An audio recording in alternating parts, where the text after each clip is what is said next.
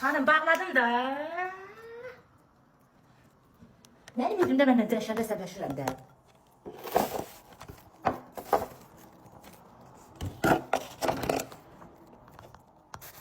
Ay xanım bağladım da dəftə ilə. Vay Allah. Bağladım da xanım.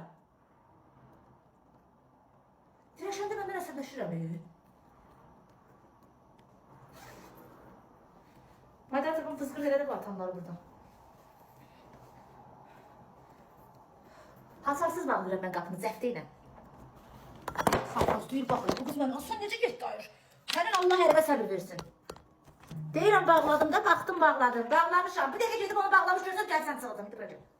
Bura gəl. Bura gəl. İndi bura gəl. Bura gəl. Bu nədir? Nədir bu? Bu nədir? Bu nədir? Boş çatırız bunu. Bu kapıda yol sapıdır.